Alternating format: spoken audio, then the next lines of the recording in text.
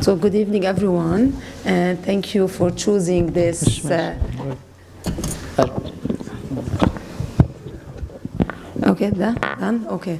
So thank you for choosing this panel over others. I know that there is a big competition with the lira and marketing, etc. So thank you for being here. I promise this will be a very interesting session. So let me introduce first myself. I'm Lori Haitaya, and I'm the MENA Director at the Natural Resource Governance Institute. It's an international organization that promotes effective management of the oil and gas sector. And we do that by working with or giving advice or technical assistance to governments that are willing to reform their sector when there are problems and they need reforms, or when they're setting up their sector. And we do help civil society and media to build their capacities to be able to play the oversight role that they're supposed to play, and for them to know about their resources and how they're managed, because after all, oil and gas and mining, as you say, are the people are the owners of these, and they are entitled to know how the sector is managed, as well as working on providing research and evidence-based information and research to all policymakers and oversight bodies.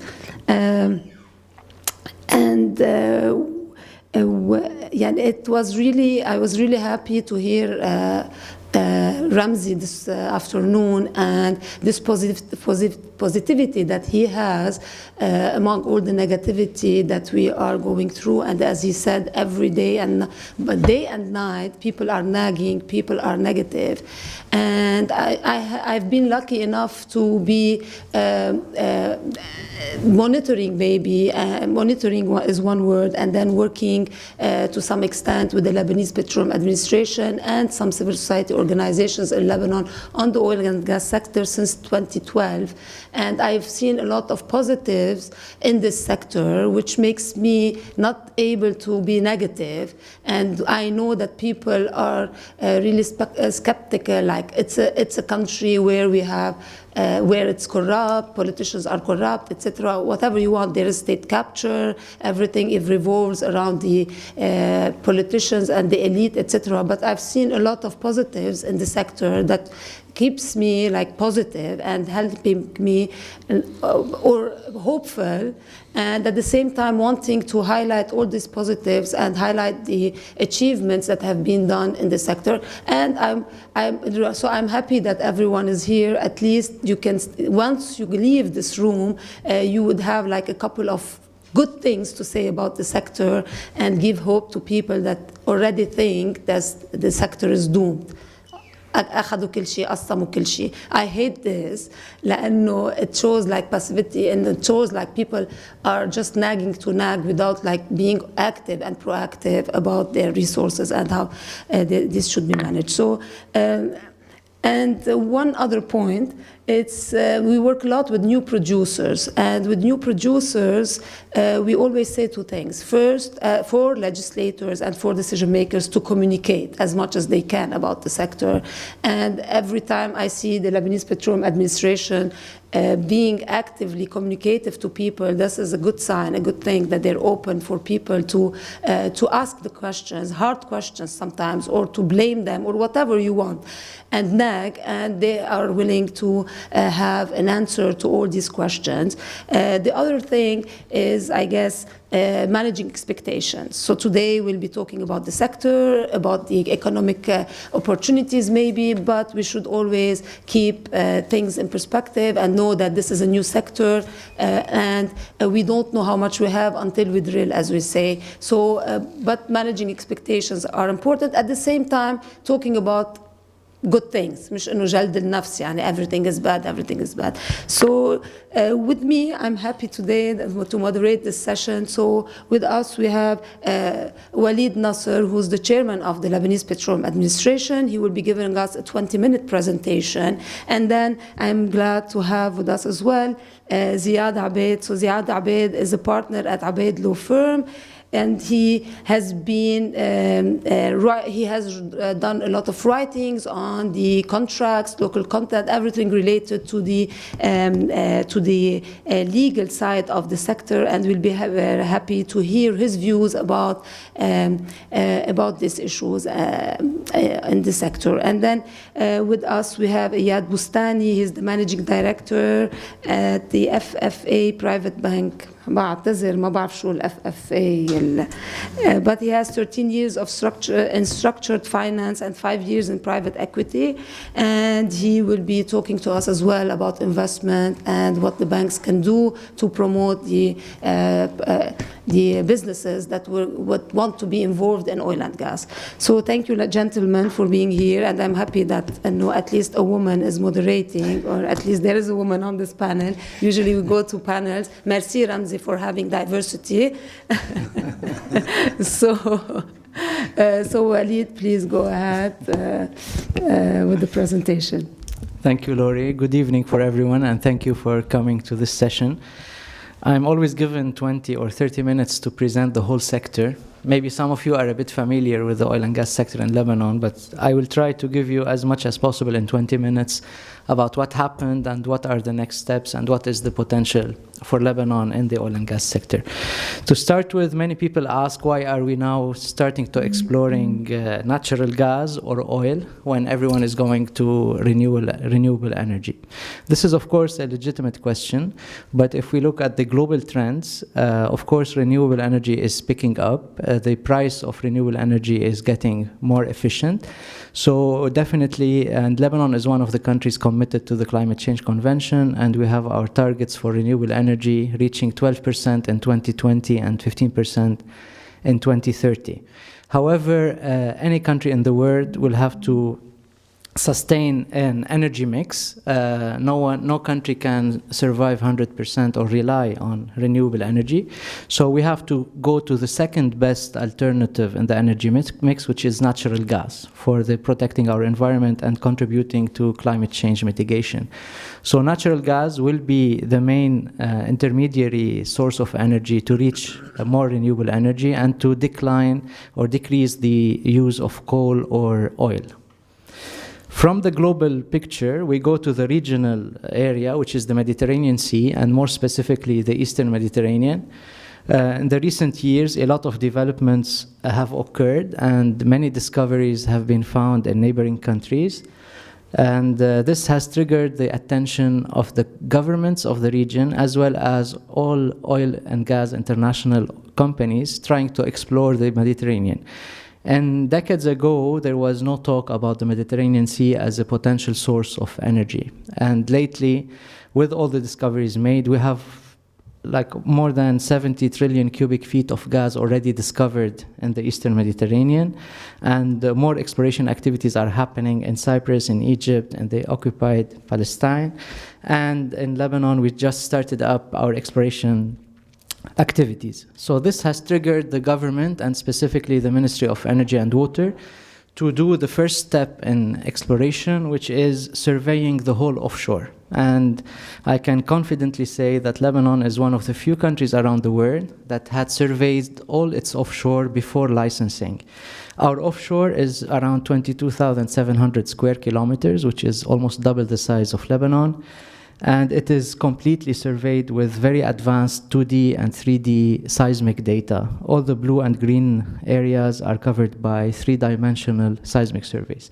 These surveys have showed very positive prospectivity for the Lebanese offshore in terms of having a potential to find natural gas as well as oil.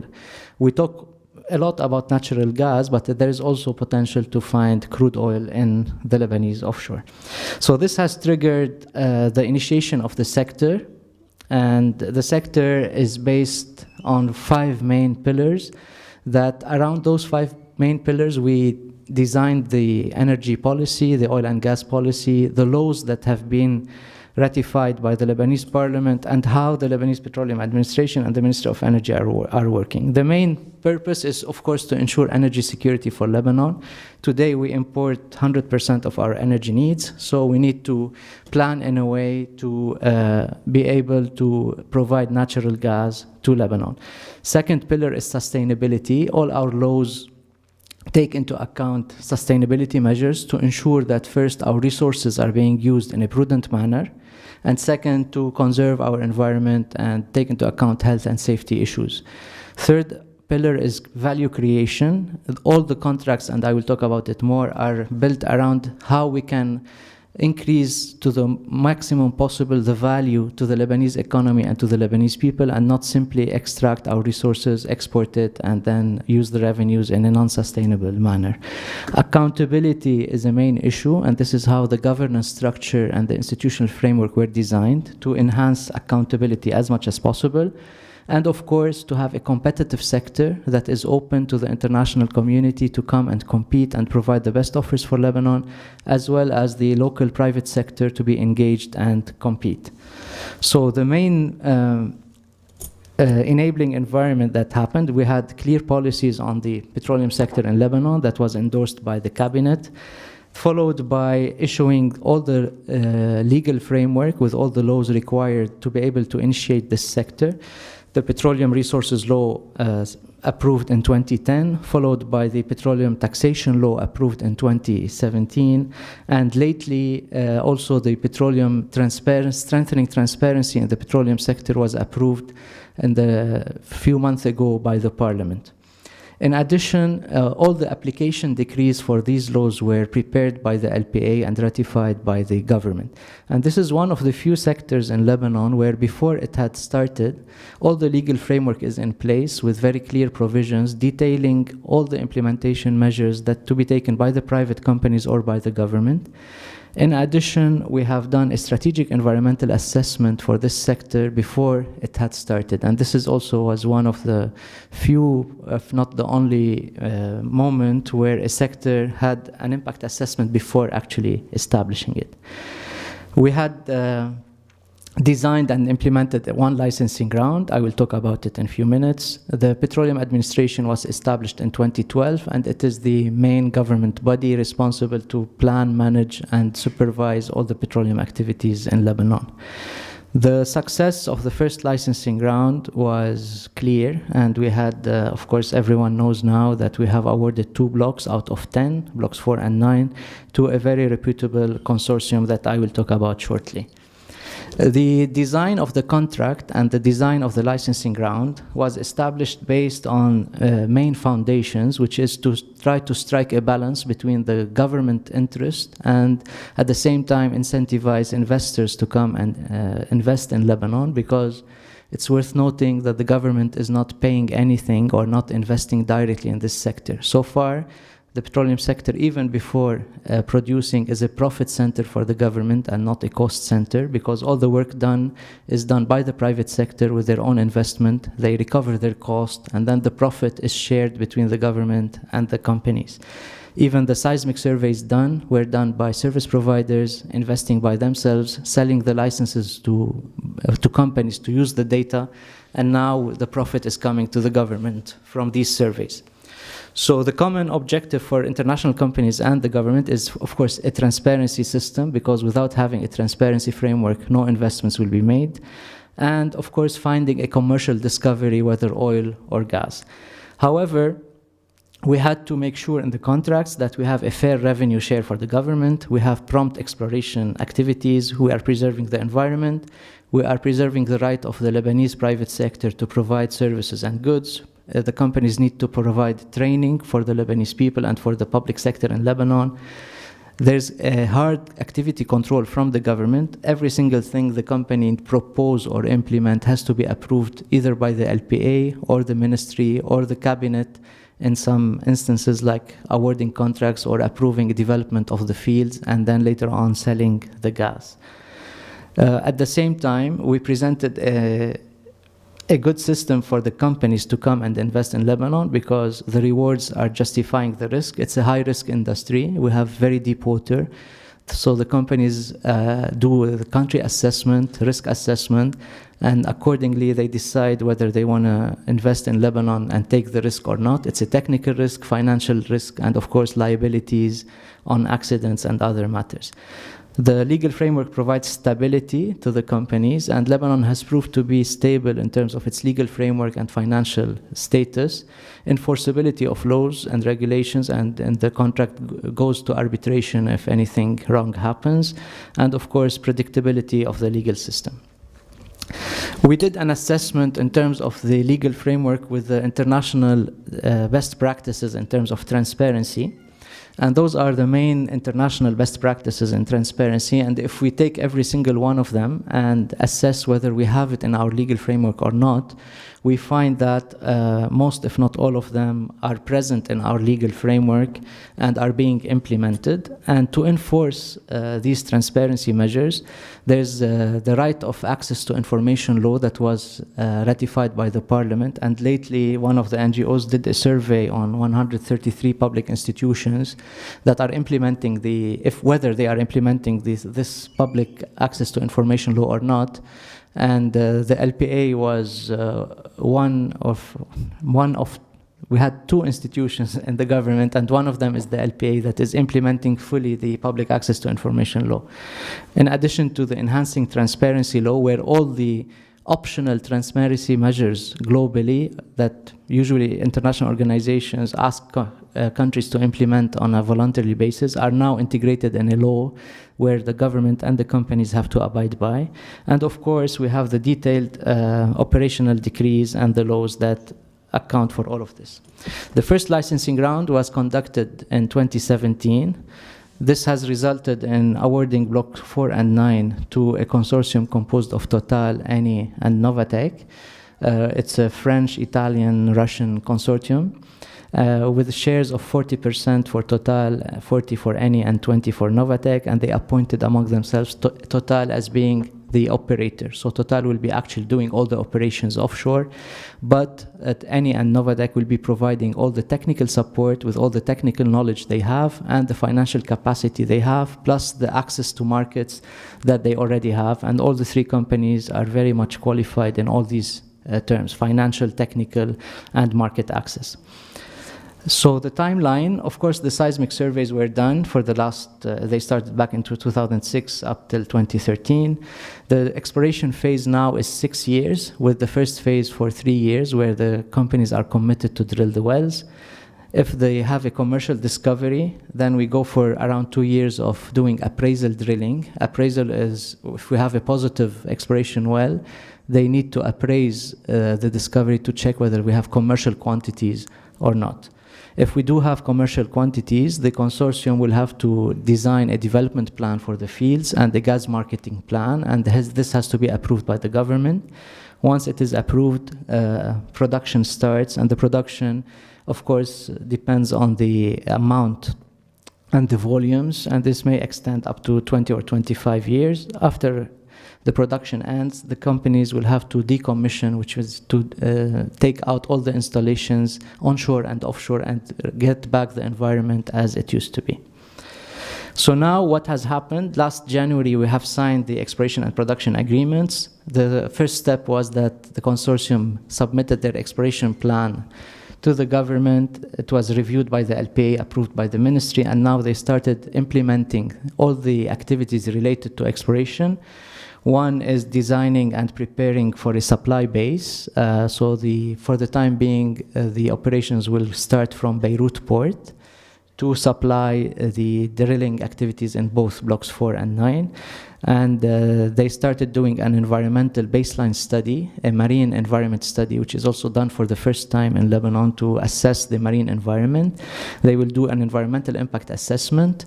They are doing all the reprocessing and geological and geophysical studies required, and they will do the well design with all the permitting required so that we drill the first well in the last quarter of 2019 in Block 4, followed by Block 9. Meanwhile, the government has a lot to do through the LPA and other ministries like the Ministry of Environment, Ministry of Finance, Public Works, Ministry of Defense, and others. Every ministry has its own task to be implemented, and different teams in different ministries have been appointed and trained to do their tasks accordingly. So now we have a good team in the government who is working in hand with the operator to provide all the clearances and review all the work of the operator. Well, first one is legal compliance, to make sure the operator is complying with all the legal framework. Second is health and safety and environmental management, cost control, and here it's very important since the companies are doing their investments, they recover the cost incurred, and for that the LPA would audit the cost. Once they recover their cost, the remaining part will be, which is we call the profit petroleum, will be split between the government and the companies based on the offer that they had presented. On average, the government take will be between 53 and 71% on blocks 4 and 9. In addition to that, this is the total government take, which is composed of royalties, profit petroleum, and the companies need to pay income tax from their profit, which is set by the law, the petroleum taxation law, and it is set at 20%, whereas the regular tax is 15%. So all of this has started, and the LPA and the ministries are engaged totally with and those are I will not go into this, but this summarizes the main tasks that the government has to do and the operator needs to do. For now, we also, in May, the government has issued a decision to ask the Minister of Energy and Water and the LPA to prepare for a second licensing round. Why are we now preparing for a second licensing round? Because first, we have awarded 2 blocks, and we have a commitment from the operator to drill 4 wells in those 2 blocks, and we feel that we need to accelerate the exploration activities to enhance the chances of finding a commercial discovery as soon as possible, because of course Lebanon is in vital need to have gas or oil production as soon as possible for economic development and for other issues that I will talk about. So we have specified the objectives of the second licensing round, which is to intensify exploration activities and increase competition in the petroleum sector by trying to attract as many international oil companies as possible. The timeline, in the first quarter of 2019, we will do another pre-qualification process where we will invite international companies to come and pre-qualify in Lebanon with very strict criteria, where the operator will have to have total assets of $10 billion and drilling in more than 300 meters of water depth, and the non-operators, who are the partners, will have to have $500 million of total assets and a petroleum production proven one. Then the companies will be given 6 months to prepare their bids, and then we have evaluation of these bids and hopefully award by the end of 2019 or early 2020 for additional blocks. Meanwhile, the LPA and the ministry are doing all the marketing and participating in international exhibitions and conferences to present the opportunities in Lebanon and invite companies to apply. So the main question that is being asked, and this conference talks about economic development and what are the opportunities in Lebanon. Of course, the main good point here is that we introduced a new sector to the Lebanese economy, which is oil and gas, which is a totally new sector. It presents big opportunities. It attracts foreign direct investments, which is very important. So if we want to divide the benefits of this sector, we can talk about 4 main pillars. The first one is employment creation. Second one is increasing the value added in the Lebanese economy through increased income and increased opportunities for investment, which would increase the purchasing power of the Lebanese, and then investments of the state revenues. All the revenues of the state will go to a sovereign wealth fund that I will talk about.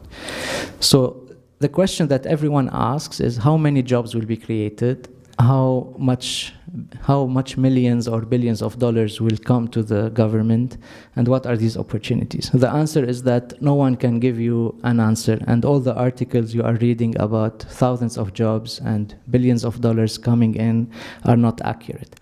Because to be able to get a tangible and objective number for how many jobs this sector may create or what would be the revenue to the government, there are so many factors we need to tackle. I have put here some of them, which is technology, prices, volumes, the type of hydrocarbon, cost, markets. But the most important one is the volume. Today, we have estimations of volumes of gas or oil based on the seismic surveys undertaken, but we cannot really estimate the actual volumes before drilling and finding a commercial discovery. And of course, the type of hydrocarbons, are we finding gas or oil or condensate or anything in between or a combination of all of these? So we cannot tell the volume today. What would be the price of selling oil or gas in 5 years' time or 10 years' time or 20 years period? I don't think anyone can predict the price of oil or gas for next year. So for 30 years to come, no one can predict that. The cost of production and extraction, again, all the technology is advancing very rapidly, so the cost of production and cost of building infrastructure is changing. So no one can also estimate what would be the cost of maintaining and building all the infrastructure needed. So what we can do is scenario planning, and at the LPA we have done a big exercise on scenarios, and we have developed more than 16 scenarios using different estimations, probabilities, and assumptions, and we have a big range. The result is that we do have a high potential, we do have good prospects geologically, and we have good use for the gas, because we cannot produce gas if we don't have a secured market for the gas. The first market for gas is the local market. In the contract, there's an obligation on the contractors to provide gas first to the local market, because as I said, Lebanon imports all its energy needs. So first we have to supply natural gas to Lebanon. We have done some studies at the ministry to estimate what would be the amount of gas needed to power all our electricity sector. And this would range between 0.2 trillion cubic feet of gas with 3% growth on average per year. If we use gas to power our power plants, this would decrease the cost of power generation and decrease the environmental impact. And the power sector in Lebanon would be the first client to use natural gas. The second client are the industrial sector, and this map shows where most of the industries are, and most of them are on the coastal line. Around 70% of the industries and more than 98% of the power generation capacity are on the coastal line, so they can be supplied by natural gas from the Lebanese offshore.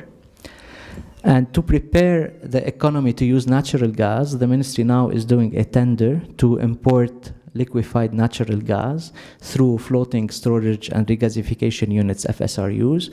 So this plan is to import gas as soon as possible, to supply gas to the power plants and to interested industrial plants so that they start using gas the soonest, and then eventually use our indigenous Lebanese gas and stop importing if the cost is better. So for the short term, the electricity sector would be the first client, followed by the industrial sector, and on the long term, the economy as a whole should be relying on renewable energy and natural gas.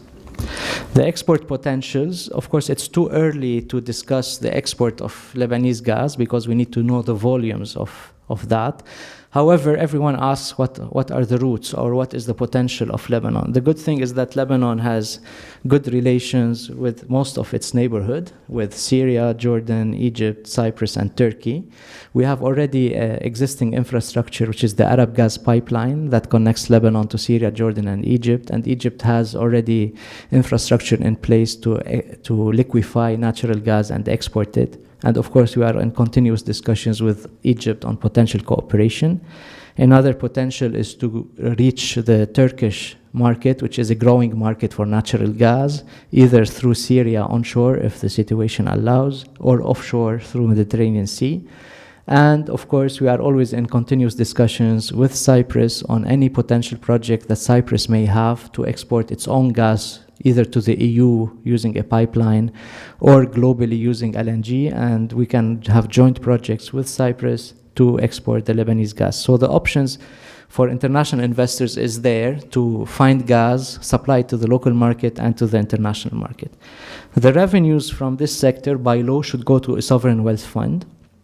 And the philosophy of the sovereign wealth fund is basically to put all the capital or the revenues coming from the hydrocarbon resources in a sovereign wealth fund where it is invested. It cannot be spent to anything in the country, and it should be invested, and the profits on these investments will go back to the national treasury, and then only the profit will be spent. So if we get, let's say, $1 million, we get 5% profit every year, so only the 5% the government can decide what to do with that, keeping the $1 million for generations to come, and as a renewable asset to change the non-renewable hydrocarbon resources to a renewable financial asset. This is, I think I am within the 20 minutes. This is briefly what I can present in 20 minutes. I'm ready to answer any question that you have. Thank you. Thank you. And so I'm sure like you have questions for Walid, but we'll keep them for later. So in a couple of minutes, we'll open up the floor for questions. But let me first start with Ziad. Ziad, like he has this experience in everything related to legal aspects, contracts. You've done some research on contracts. So I have like two questions for you. First, feel free not to answer and answer something else more interesting. But first, we've heard a lot about complaints that our country, or at least our laws, don't have sufficient information, and it's all put in the contracts or in the decrees.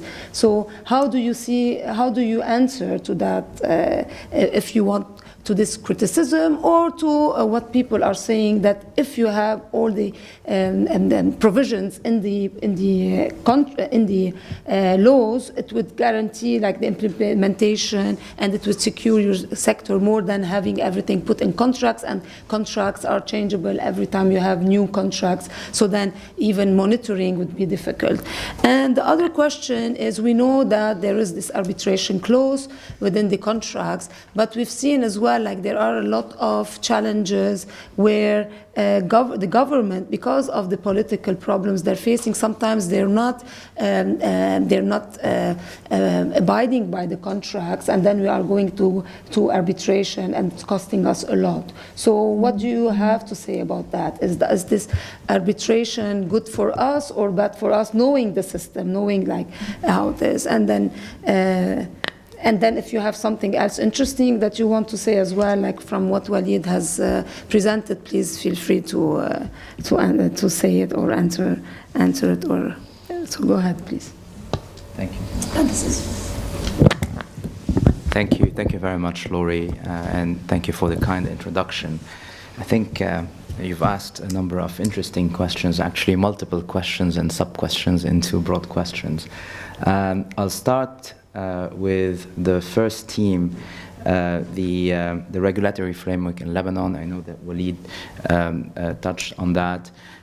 Very briefly, the framework is a framework that starts with a broader law, which is the OPR law that sets out the main principles.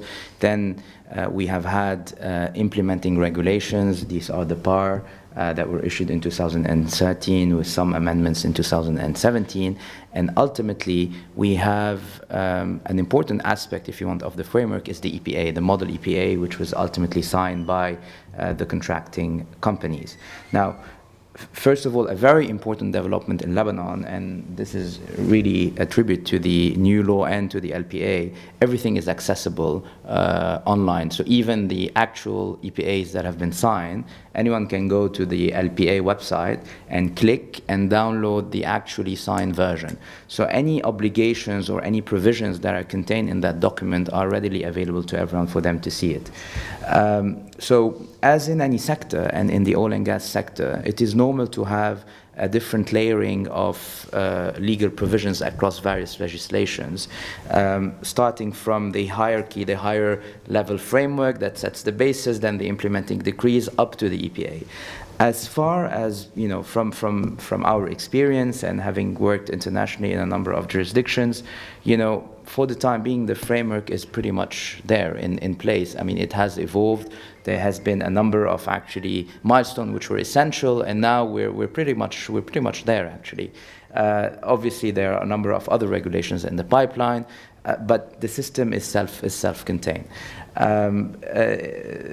Certainly, I think when you have oil and gas companies, and in particular right holders, signing an EPA, a first question that they will ask will say, what if there's a new change in regulations? What happens if tomorrow the governments decide to enact a new law and it impacts my contract, etc.? Fortunately, these things have been considered in the EPA. There is a specific provision in the EPA in one of its articles which provides specifically for circumstances in which certain laws could have an impact, but that impact has to have materially the financial equilibrium of the contract, and there's a process to adjust it. And there are other matters that are carved out from this sort of impact because of the importance of the oil and gas industry to evolve, and issues such as, for example, health of safety, that in any event operators and right holders have to abide by. So all in all, to answer this if you sort of have framed it as a potentially a concern or a criticism, today the information is available. The contract is there. It is normal for a contract to be more detailed in terms of certain issues. I think we'll discuss this in detail. The contract provides specific local content regulation that expand on the PAR and the OPRL. There is scope potentially to discuss how, for example, certain provisions in the PAR would be interpreted in light of what is provided for in the PAR. But then again, the agreement provides for a hierarchy in terms of what if there's a conflict, what prevails. In relation to arbitration and what players would look like, Lebanon, if we want to look from the perspective of foreign investors, is an investor-friendly jurisdiction. And the first sign of that is what we call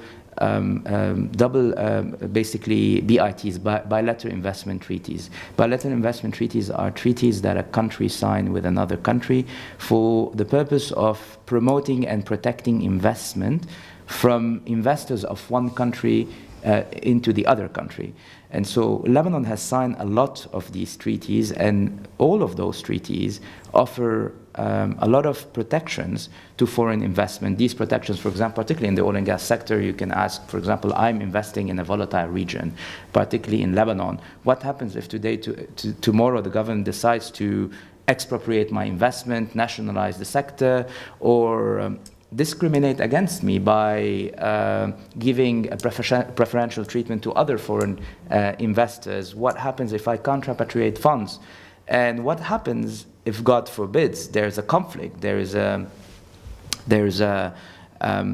situation that impacts my investment arising from civil unrest, etc. Luckily, a lot of the BITs in Lebanon contain the standard protections that are found under international law, which is very encouraging for foreign investors. But specifically, actually, this is a very specific feature of Lebanese BITs. They provide for a specific provision in case of an armed conflict or a war that impacts an investment in Lebanon, for a mechanism in terms of compensation and sort of provides guarantee for foreign investors in those circumstances, which is a great assurance to investors. And so, culminating on all this, all Lebanese BITs provide access for the settlement of disputes through arbitration, but that's a different type of arbitration than in the contract, which is basically investment treaty arbitration. And then there are different forums that an investor can choose from. So all these frameworks, the bilateral investment treaties, also there are some double taxation treaties between France and Lebanon, for example, which are encouraging for companies such as Total. They provide a comfort zone for investor when they're investing. Secondly, as Walid said, our system, our legal framework is mature. If you look all around you in the Middle East, and many of the businesses here who have work in the broader region, and some of the lawyers present here today will know, for example, that even if you pick the Gulf, in the UAE, in Qatar, even our judges are actually working and lawyers are working in their legal systems to export some of the experiences that we have here in Lebanon. So I think that our system is solid, but it doesn't mean that there's no room for improvement. I think the implementation is going to be very important, and this is where we look to actually civil society to make sure that also they keep an eye on things, but also in a positive and constructive manner, and that's how we should be able to bring the sector to bear its fruits. For arbitration, whether it's bad or good for the state, definitely the fact that there is a possibility for arbitration. We have a good law in Lebanon. There's a new reform for our arbitration law, which is now being discussed. Whether it's good or bad for the state, and what advice I can give to the state is, I think they have to be very well informed about the contracts that they sign, have the right advisors. Obviously, because you're dealing with international players now, words counts, expectations, maintaining credibility is extremely important, and I think that's what a lot of the LPA and other sort of administrations exposed to that sector, they are aware of the sort of the pressures of the sector, because you're dealing with international companies. They have the means and they have the finances, and they're basically that would impose additional scrutiny on the organization, the local organizations, and so therefore, as long as they don't breach their obligations under the contract and know what they're contracting for, I think they should be in safe hands. But particularly because of what I discussed, I mean, international investments have means to put pressure on the government if the government behaves badly. Interesting point. So I'm not sure how our government is performing, but it's good to know. Let's have a go. But thank you for this overview and these encouraging points, like knowing that these are incentives for investors to come and invest, because it's important. Because as the gentleman here said, we always look at the negative sides of it, and we forget sometimes that there are positives. And despite everything, we have like big companies like Total and ENI who have decided, and Novatec, who have decided to come and invest in Lebanon, looking at all these challenges. So I think it's a positive thing. And what you have described are some of the pillars that have led them to come and invest. So now Walid has presented us with the like an overview of the sector, and then Ziad has given us encouraging as well, like points about the legal framework, if you want, or but people are expecting jobs and are expecting at least businesses, like local businesses, to have opportunities to work. So we want to hear from Iyad what he has to say. Like, as we said, as when we were preparing, he said like how to make local content, like so what like can do bankable. So how can we make that? How can we banks, investment banks, support local businesses that are interested in the sector to be able to compete maybe with international companies that might be wanting to come as well? So how can banks play the role of supporting this? And if you have additional points to make, Iyad, please go ahead. Thanks, Lori. Actually, the oil and gas industry benefits the country twofolds. First, ultimately by funding what will become the sovereign wealth fund of the country. And secondly, by enabling a supply chain to actually eventually local supply chain to actually enter into play and feed into that industry, because that industry is very supply hungry. It requires a variety of small industries that will supply over a long period of time similar products. So these are, very briefly, the two main value add that the industry will bring to the country. In terms of the sovereign wealth fund, obviously there are various types and strategies for a sovereign wealth fund, but in 2 words, usually what people would do is invest the proceeds of the monies in the sovereign wealth fund invested in counter-cyclical activities. For instance, if our revenues come from oil and gas, they would go and invest in something that, should the prices of oil go down, the value of these assets move up. So they would compensate. This is one of the most important strategies that is usually used by sovereign wealth fund to maintain the value of the asset on the long term for the country. But this is not really what is of importance for us now or for the general public, because what the general public wants is the direct impact of this oil and gas activity to the GDP. Now, the impact of the oil and gas activity on the GDP is found in the local content. And here, there's good and bad news. Or maybe, at least people should be very careful about what's in there. Frankly, no doubt that LPA has done a magnificent job so far, and from what I've seen, read, it's one of those few public administrations that is actually at par with the global, with what happened in most developed countries.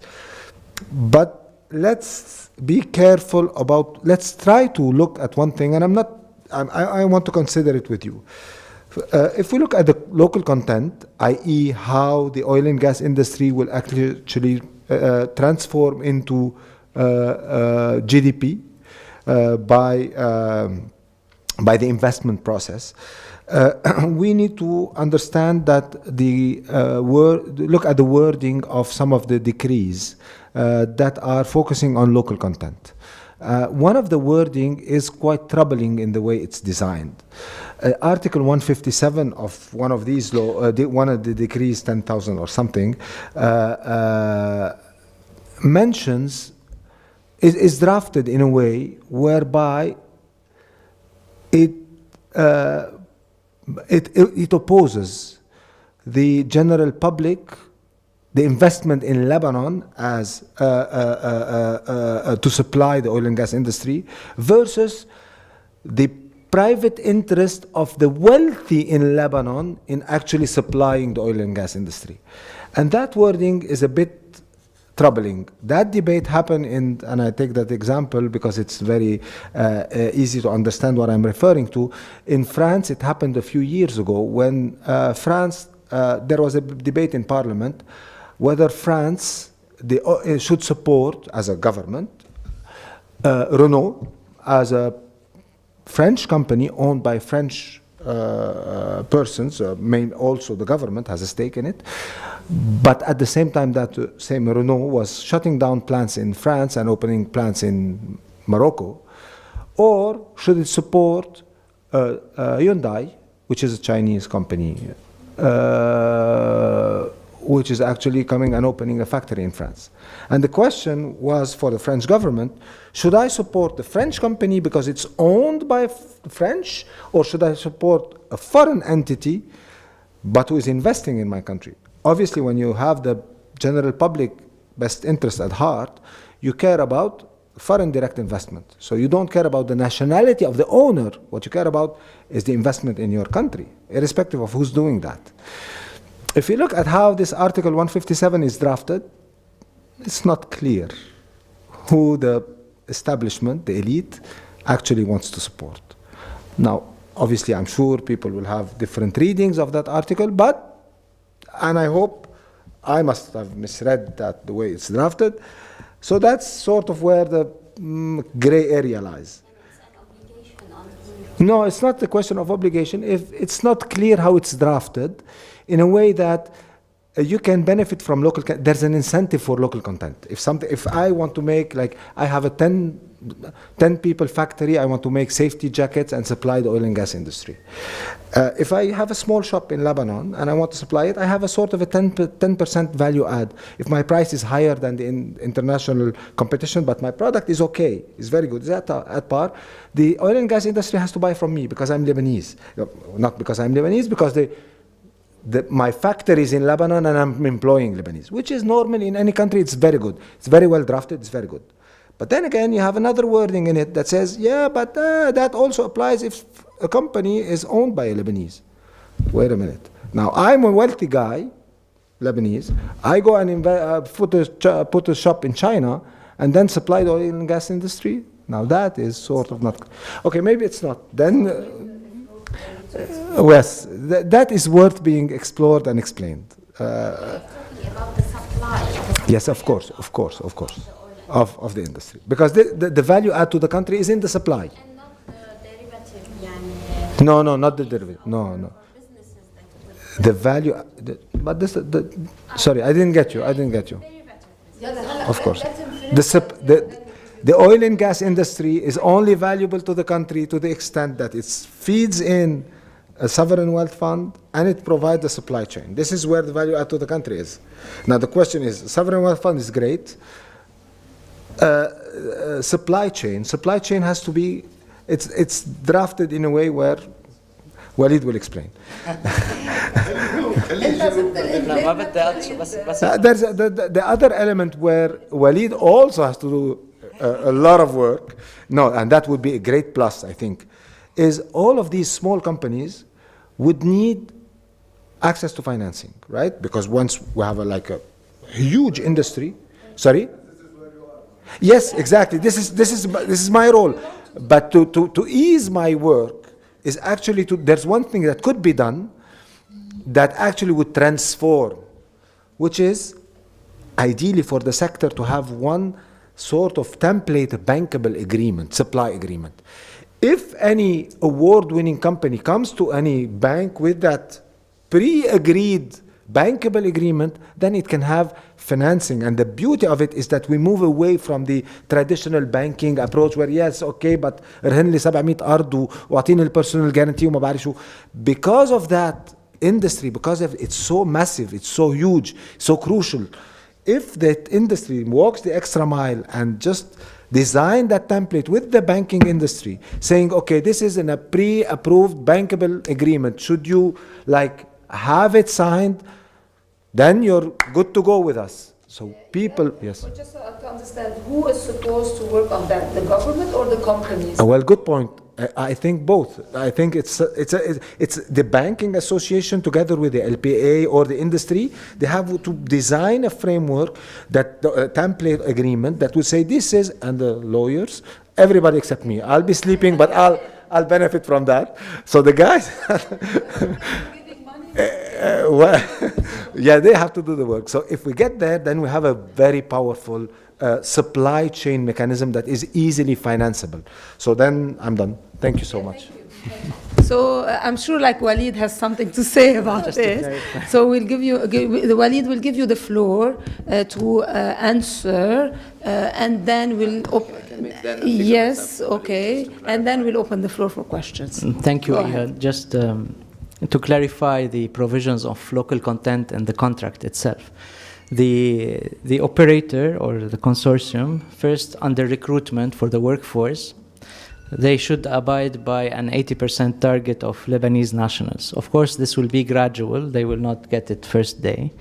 But the aim is to do that, and they will always have to do a job description and what are the requirements, and do a recruitment process in Lebanon and report on that recruitment process. And they need to prove to the government or to the LPA that they could not find a certain profession or a certain caliber of people, and that's when they can get foreigners. And if they don't, they have to first to submit an annual training program in Lebanon and an annual recruitment plan to the LPA that has to be approved by the LPA. Then they do a recruitment process, and if they cannot reach the 80%, they apply for an exemption explaining why they could not reach the 80%. This is for recruitment for the workforce. For procurement, here we have to divide two things, for goods and for services. There's a 5% value added or a competitive edge that Lebanese can have for goods manufactured in Lebanon. And this is the condition. If the oil and gas industry requires a certain product, and this product is manufactured in Lebanon fully, not imported from China by a Lebanese broker, this product can take advantage of a 5% of a price incentive. For the services that are not a good manufactured, if the services need to be provided by a Lebanese company, and this Lebanese company is defined in the commercial law, and the law says how can you define if a company is Lebanese or not, and correct me if I'm not wrong, it has to have a majority of Lebanese owners and the voting power is among Lebanese. This is what defines a Lebanese company. And this Lebanese company has to provide these services in majority in Lebanon. It cannot be like establishing a company with Lebanese owners and they need to provide, I don't know, legal services, and then they contract a legal office in New York who provides all of this. This will not happen. So it has to be services provided by Lebanese company in Lebanon, mostly by Lebanese. This will have an incentive of 10%. In the contract, Total cannot do direct contracting, so they have to do always any contract above $50,000 need to go through competitive tender. And this is gives equal chances for Lebanese and international companies to compete, provide their best offers, and do this procurement process. And now we are designing also a decree that describes how the subcontracts will also be disclosed. And this is a major also thing. In addition to disclosing the EPAs, these subcontracts will be disclosed in some sort of manner that we are designing right now. Thank you. Yeah, just if I may, just very, very briefly to put on the legal perspective on things. So for the local content, as Walid and Iyad said, the three main impacts of local content are, if you want, on three areas, which are employment, the first part, and then education and training, and then the third part is procurement. Just to focus on procurement, again, as I had indicated before, there's a hierarchy. We start with the general OPR law, which sets the policy for local content. We have the PAR and then the EPA. Luckily, the EPA clarified some aspects in a precise manner of the local content for procurement. And the idea behind this, it's a policy-driven, it's a policy that is applicable in many jurisdictions internationally, because there's a desire to also create value in the country where the industry is actually developing. So when it comes to procurement, there are two separate paths that are very important to distinguish. One is the supply of services and the supply of goods, as Walid said. In relation to the supply of goods, the EPA has clarified a little bit the point that could have been subject to sort of discussion, and makes it clear that in purchasing the goods, there is, in our reading of it, a two-pronged test. There are two conditions that are essential. They have to be found so that you qualify for local content, in addition to other which we'll discuss. So the first one is that the goods should originate from Lebanon, or they should be manufactured or constructed in Lebanon. So that's something that would be essential, that would actually require an actual physical product to be manufactured in Lebanon. But that's not the only thing, because you can have a product that is manufactured in Lebanon, but the entity that is manufacturing it is a foreign investor. So the two-pronged test here in the EPA, it says, in each case, by entities that are majority owned, controlled by Lebanese nationals. So basically the test here is that you have a manufacturing aspect or construction in Lebanon or originating from Lebanon, but in each case this has to be done and marketed by those sort of Lebanese entities. So that has clarified a little bit the scope of what was in the other regulations. Now, in terms of the services, that's the first part of Article 27, and again, it refers to. There is a. First of all, maybe just to clarify a little bit, these local content requirements do not impose on any foreign company to partner with Lebanese or etc. It's simply just incentives that are given to either structures or goods that have a value-added component in Lebanon, in the sense that they have to have, if it's a good, there has to be a good of an equivalent quality, etc., that is available under those conditions in Lebanon, provided that it's maybe a little bit more expensive within the range of 105%, then it can qualify for local content. So that it's not a mandatory framework. For the services refer to services that are provided by individuals who are Lebanese or entities that are majority owned / controlled by Lebanese nationals.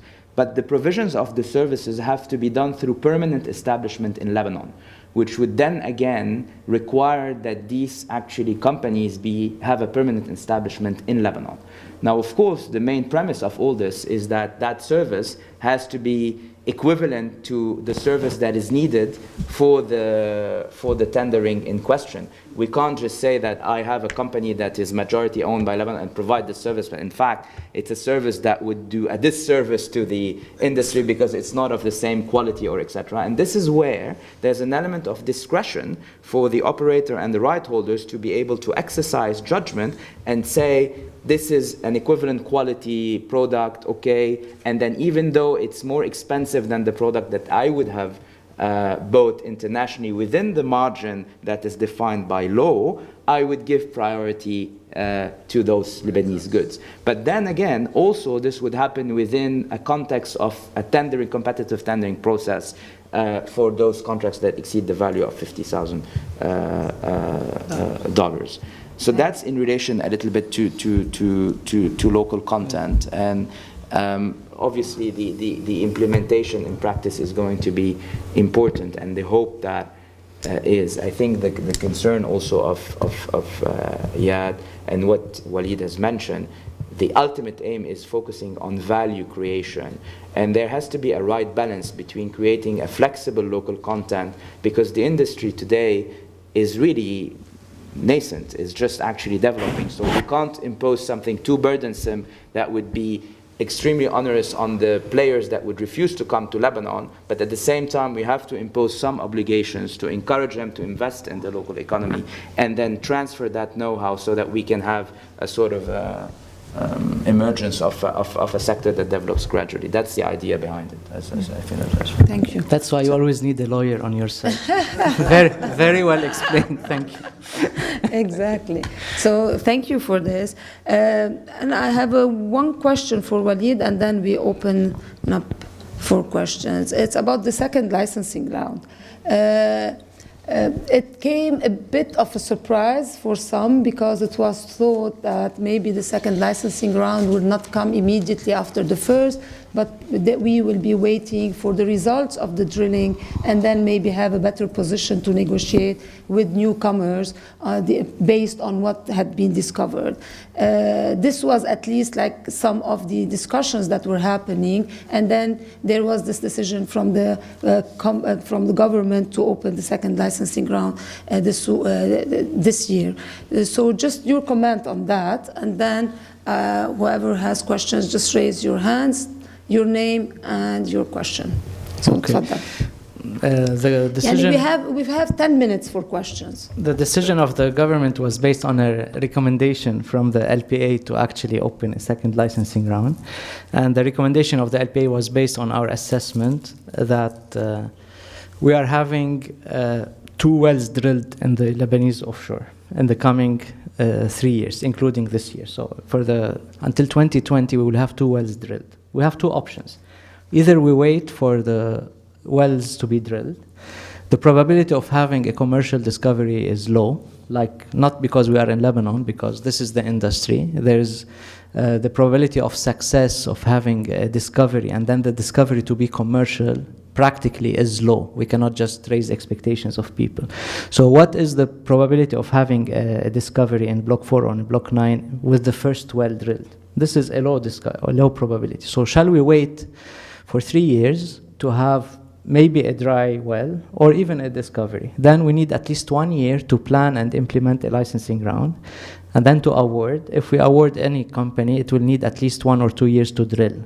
So this would make 5 years of waiting to drill a third well in the Lebanese offshore, which is too costly to wait. What if it was a dry well? Even when we talk with companies, they don't see the offshore as Lebanon. They see the basin as a whole. The Levant Basin has so many wells drilled. They have so many discoveries and so many dry wells. And the company would not renegotiate a contract if one well is dry or one well is a discovery. So the theory of having a discovery, we have much better negotiation or much better offers is not necessarily right, because I don't think the companies will wait, and they have expressed that. If we have a discovery in Block 4, they will give us 90% take. They already gave us in Block 4 71%. If it was a discovery, they will not give us 80%. Of course, it's better, but even if, what if it was a dry well? They will give us 50%? No. So it's not directly linked, and it's better for Lebanon. Now the priority is to explore. The more we explore, the more wells we drill, the better we are to find a commercial discovery and not wait for 5 years for something that may or may not happen. Yes. So, yeah, تفضل أستاذ. Not for me. I was working in National Petroleum Construction Company in Abu Dhabi as a construction offshore oil engineer on this platform. So I have a question concerning, you said that 80% the contract that they have with the consortium have to provide for Lebanese jobs. The question is, how exactly you're going to make sure that's what's going to happen? Now, first, who's going to monitor that? LPA or another governmental agency? Second, like I would think that there's a process going on right now that the LPA or any other governmental agency asking the consortium what are the jobs that you need from now each stage, and then advertising LPA or government agencies, okay, Lebanese all over the world, where are you? Give me your CVs. And then you hand the CVs to these, and then you can monitor whether they are actively seeking Lebanese as a priority over others. This is number one. Number two, just a question concerning monopoly and oligopoly. Now, if somebody is influential, they will say, okay, all the supply goes for this business, I want to give it. So they are Lebanese, yes, but if they are, kind of corruption, they are monopolizing some certain service. So is there a provision in the contract? Thank you. Thank you. Can I? Do you want to answer? Please, quickly. Thank you, because you described the process that we have in place. If you go to the LPA, first the LPA is the body that will monitor the procurement and the recruitment processes. If you go today to the LPA website, you will see a tab on the main menu called Careers. If you click on that, you will see that we have a national roster to compile profiles of Lebanese who have experience in oil and gas. Up today, we have almost 6,000 CVs online, and you are invited to provide your profile if you are interested. So we have up to 6,000 profiles there. We don't screen or evaluate these CVs, so maybe most of them are not relevant or not qualified, we don't know. So the first step is we already did. We have now a big database of 6,000 people. We will provide the operator with access to this database. Second thing, what you mentioned, that the operator needs to provide an annual recruitment plan that he has already provided, defining the jobs needed and the job description of these jobs. And of course, and also if you open our website today, you will see that there are 2 announcements for 2 jobs. The first 2 jobs that will be recruited by Total, 1 cost controller and 1 cost auditor.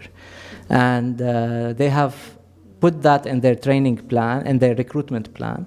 They have now posted the vacancies on a careers website, and we have posted these on our website. So all Lebanese are invited to apply if they want to, and we will monitor this process. So Total will come back after they finish their recruitment. They will come and say X number applied. Those were the criteria. We found those two. If those two are qualified, then they will be recruited. If they didn't find any Lebanese, of course, for these specialties, they will find a lot of qualified Lebanese. But if it was like a drilling engineer or something more complicated, they will come back to say, well, we did these announcements, we did these procedures, and we couldn't find any Lebanese. So that's why we are bringing a non-Lebanese to do that. On the monopoly, as I said, anything needs to go through a competitive tender, and everything is announced, which is very critical. So if this supplier of the vessels that you mentioned wins a contract, he has to go through a competitive tender. So if company B and C are qualified and they apply, the important thing is that the subcontract will be published. So the company B will see what was the contract of company A, and if they had offered something better, they can raise a case about it. And this is peculiar in our system, and we did it on purpose because we know the situation. And this is how the Lebanese providers, or even the international ones, would be incentivized to go into a tendering process and check what were the qualifications and what was the result and what was the price, and they can always claim if there's something wrong. Thank you. May I just maybe add on one thing on this? Is I mean, of course, also, I mean, as some of you will be familiar, the players, I mean, involved usually in this sector, most of them who are European-based and those based in the US are subject to very stringent also compliance requirements, which are extremely serious in terms of the sanctions and repercussions, which also, sort of add to the layer of control that is provided in those frameworks. Thank you. Yes, can I be again, sorry, excuse me, just a second, just to mention something, that the point here is not whether obviously we're sure that Total and Eni and all of these guys will make sure that no corruption will happen at their level. The point is, what if a Lebanese company owned by Lebanese individuals hire non-Lebanese? Is that provided for in the documentation? Yeah, the local content provisions apply to the subcontractors. Subcontractors as well. Okay, then good enough. Hi, Philippe Chalut, financial consultant. I have two quick questions. The first one is for you, Mr. Nasser. I think the mandate of the LPA just expired 2 days ago.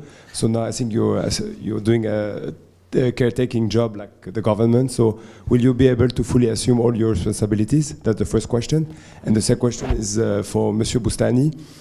I think when Lebanon will be ready to operate these wells from a commercial perspective, we will be able to use certain techniques such as securitization, so for the government to be able to extract money quicker. Thank you. Yeah. Our mandate ended yesterday, and the minister has issued a request to ask us to continue to fulfill our responsibilities and continue our work. And the Ministry of Justice, هيئة التشريع والاستشارات, gave us their opinion that we need to actually continue our work because now we have contracts signed with international companies and there are obligations on the government side, and we need actually to fulfill all the mandate we have and to continue our work on a regular basis until a government is formed and the decision is taken whether to renew for the current board or appoint a new board. So it's business as usual. This is a good sign that we're protecting the other, let's say, the social operators from... Exactly, to ensure continuity and ensure the stability of the system that I mentioned. And actually this was the first test, and the first thing that companies appreciated was that nothing has changed. Even the minister, as a caretaker minister, is currently approving all what he needs to approve for the oil and gas sector to ensure that this continuity and the investments done by the companies are secure and there's continuity of the work. مش على الخضر.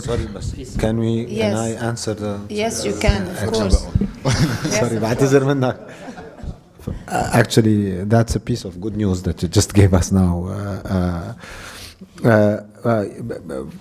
One needs to highlight that from a financing perspective, Lebanon has a body of law that also covers extremely powerful, as a matter of fact, financing this type of industries. Some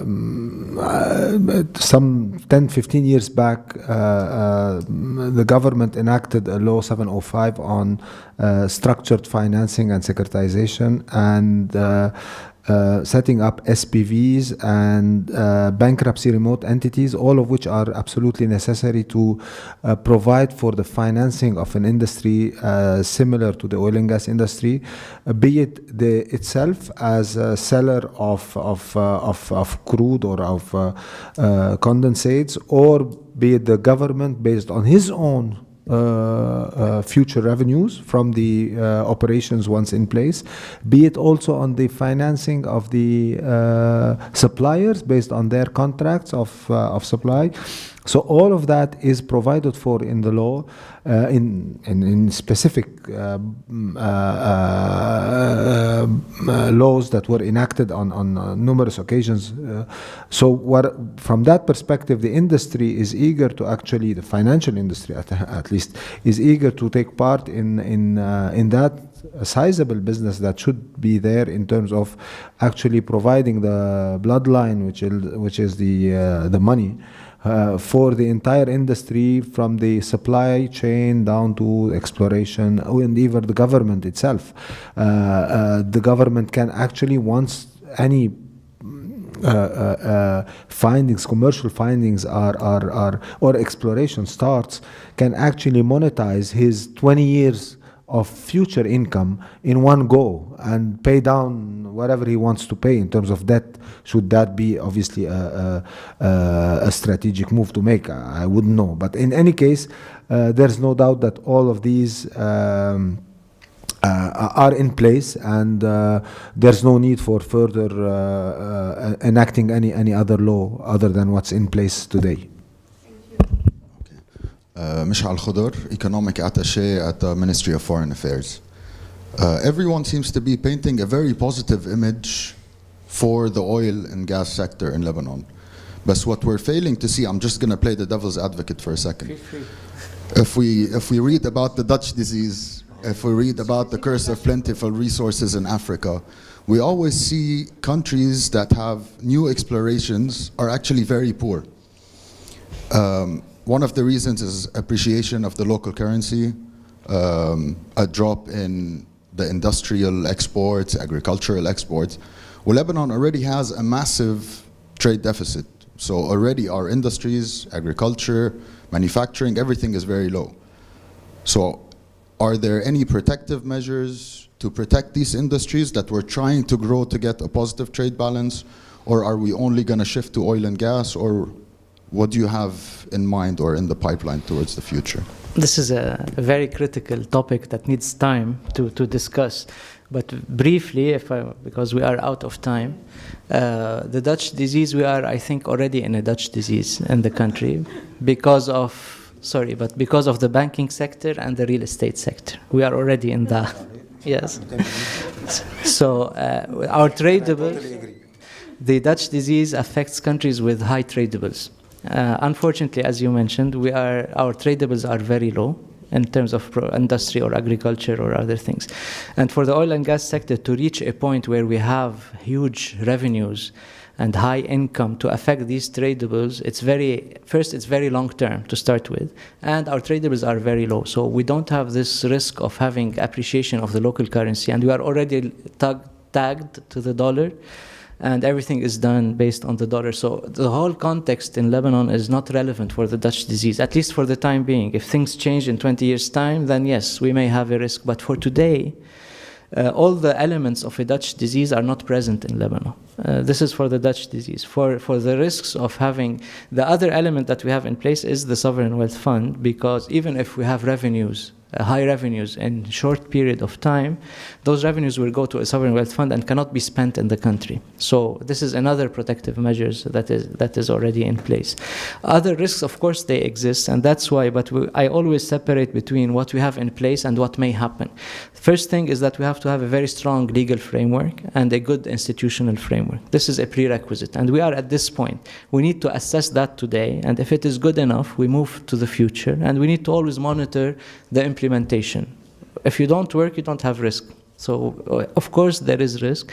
There is tendency to have something wrong, but the good thing is that the legal framework in place is in line with the best practices that has been done in so many countries. And the countries you are referring to, if you do now a very simple analysis to the legal framework in Lebanon and the institutions and to the legal framework in those countries, you will see the difference already. And this is the root cause of having these problems. Thank you. So, if there are, تفضل. Yeah, the last question. My name is Mu'tasam Zahra, General Manager of MAPS. I have, let's say, you said that the operation for offshore will be coming through Port of Beirut.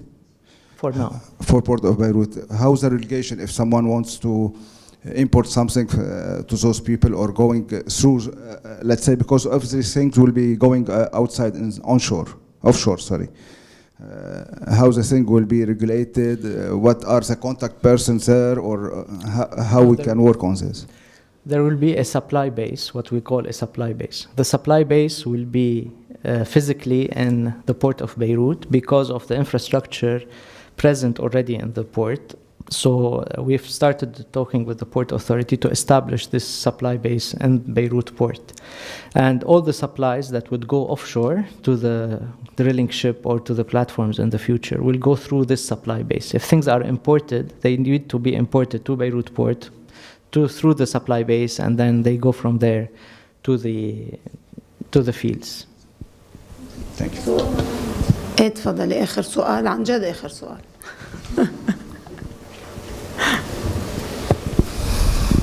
هلا أول شيء what are the يعني industries that will benefit from the side products يعني side industries that will benefit from the يعني oil and gas, and two, how do you control هول كلهم إنه they are big players يعني globally, how will you control that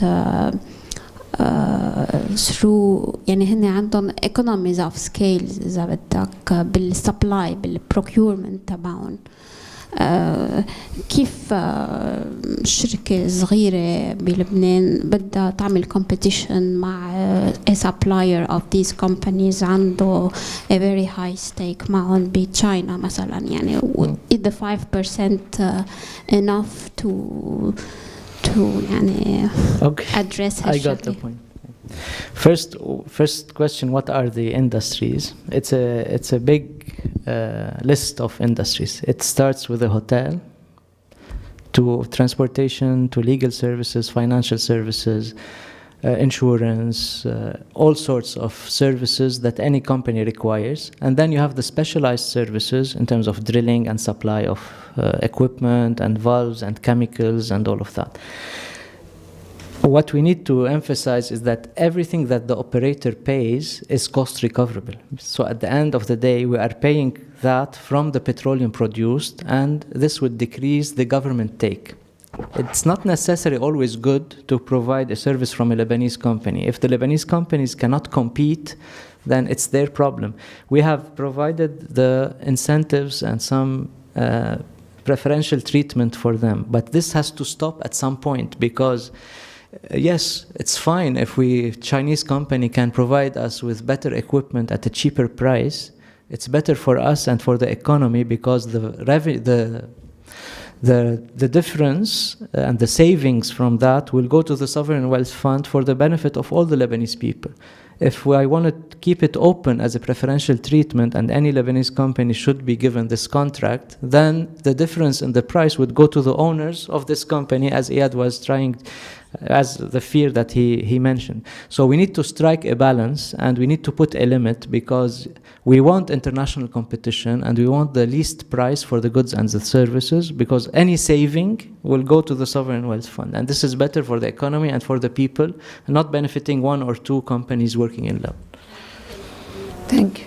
Sharing at the cost level or at the profit level or لا, they need to get back all their investment fully. So if for example, a well costs 50 or 40 million dollars, the consortium will recover $50 million. So if they manage to do it for 45 million instead of 50, because they are bringing these companies from Korea or Malaysia or anywhere else, then the difference of $5 million will go to as a profit petroleum, and it will be split between the companies and the government, and the government share will go to the sovereign wealth fund. That's why we didn't oblige the operator to work with Lebanese companies, or that any international company should have a Lebanese partner. Then this is one of the problems that the countries you mentioned have, and this is part of the problem they have. Thank you very much. If the Lebanese company can offer the services higher by 10%, it's allowed by operator. Yes. Okay. So if they abide by all the conditions. So just a quick thing. So just a quick survey before we end. Like, who entered with a negative view to this session, and who's going away with a more positive view? Please raise your hand. لا, you were negative وصرت positive. شو؟ لا, I want you, if you entered as a negative and you're leaving with a positive view. And إذا كلمة leaving as a